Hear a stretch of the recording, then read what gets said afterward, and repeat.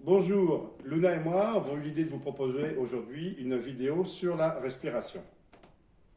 En vue d'atténuer les stress, les angoisses ou la nervosité.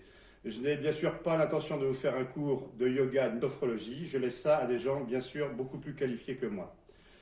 Si cette vidéo est préparée pour l'activité tir à l'arc, elle peut être utilisable pour toute autre activité sportive ou éventuellement avant un moment stressant comme un entretien, une candidature, etc., etc., ou un examen. Avant d'entrer dans le vif du sujet, il y a deux choses essentielles que vous devez savoir. La première, c'est que lorsque l'on respire calmement tous les jours, on utilise à peu près que 25% de volume thoracique que nous pouvons expirer. Deuxièmement, il existe trois façons partielles de respirer.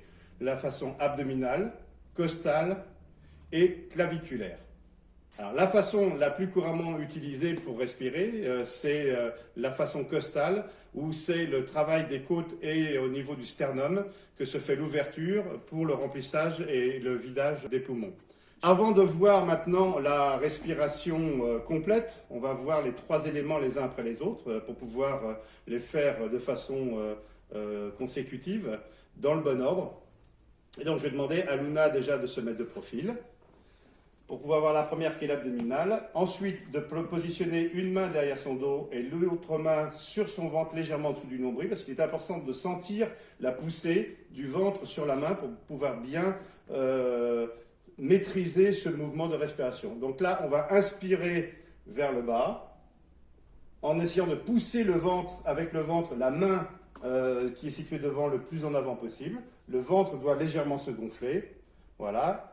Et quand on va expirer par la bouche, comme si on soufflait à travers une paille, lentement, pour éviter toute contraction musculaire, puisque tout ce mouvement doit se faire dans la détente. On recommence, on en fait plusieurs, voilà. On va pousser vers l'avant, voilà, maintenant on dégonfle, voilà, on voit bien que ça rentre, voilà. On repousse, on voit bien le travail du ventre. Et là, on a vraiment un mouvement de diaphragme qui descend et qui remonte. Alors cette première respiration, a priori, aurait des vertus intéressantes au niveau des problèmes éventuellement rénaux et au niveau d'autres organes situés au niveau du ventre à cet endroit. Ensuite, on va voir la respiration costale, qui se situe donc au niveau thoracique. Donc là, c'est une respiration classique, hein. Donc on va ouvrir au niveau de la poitrine, rapprocher les omoplates pour inspirer et souffler progressivement. Toujours le même principe, j'inspire par le nez et je souffle par la bouche. Voilà. Ensuite, la dernière respiration, c'est la respiration claviculaire, donc les clavicules étant situées ici, c'est la cage thoracique qui va monter. Donc là, visuellement, ça va être un peu moins visible, mais c'est quelque chose qu'on peut très bien ressentir en montant le tronc et en ouvrant. Le défaut qu'on peut régulièrement constater, sur lequel il faut essayer de lutter, c'est quand on essaie cette respiration-là, si on a souvent les épaules qui montent, il faut essayer de garder les épaules bien basses. Donc, avant de travailler la respiration complète, il va falloir peut-être maîtriser sur plusieurs minutes chaque type de respiration pour bien les avoir en main. Alors j'ai pris cet accessoire parce qu'en fait, je pense que ça permet d'imaginer et d'imager plus facilement l'ordre dans lequel on va devoir faire les différents types de respiration pour que le principe soit efficace. Quand vous remplissez une bouteille, vous la mettez sous le robinet, il est évident que la bouteille se remplit d'abord par le bas, donc c'est la respiration abdominale. Elle se remplit ensuite au niveau du milieu de la bouteille, c'est la respiration thoracique, et ensuite le haut jusqu'au goulot, c'est la respiration claviculaire. Quand vous videz cette bouteille, forcément il faut la renverser. Donc si vous renversez la bouteille, qu'est-ce qui se vide en premier? C'est à nouveau le bas, donc il faudra vider d'abord par le bas. Ensuite, la respiration thoracique, qui reste toujours au milieu, et en dernier, la respiration claviculaire. D'accord? Donc, Luna va tâcher de vous montrer le mouvement. Elle va commencer par remplir le ventre. Voilà. Après, une fois qu'elle va sentir qu'elle est rendue au maximum, elle va ouvrir au niveau des poumons et après, elle va monter au niveau de la cage thoracique. Arrivée en haut, progressivement, elle va souffler en tâchant de travailler le ventre, la cage thoracique et le haut claviculaire. Et il est important pour bien maîtriser ce genre de respiration d'être bien focalisé sur ses sensations et son mouvement, ne pas penser à autre chose. C'est important pour pouvoir réussir le mouvement et c'est aussi grâce à ça qu'on déconnecte de tous les soucis et de toutes les choses qui peuvent vous amener un peu de stress. On va laisser Luna faire quelques mouvements.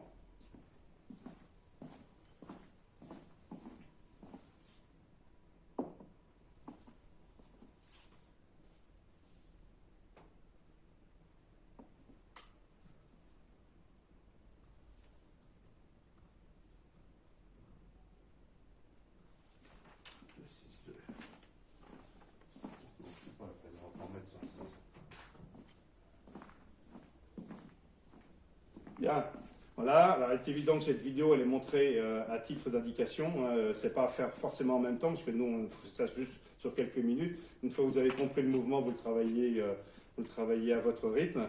Et maintenant on va voir la partie qui peut intéresser plus au niveau du tir à l'arc, comment faire coïncider la respiration avec l'armement de l'arc, la décoche et la descente des bras. Maintenant nous allons voir la respiration dans l'activité même du tir à l'arc, et notamment dans la phase d'armement et de décoche.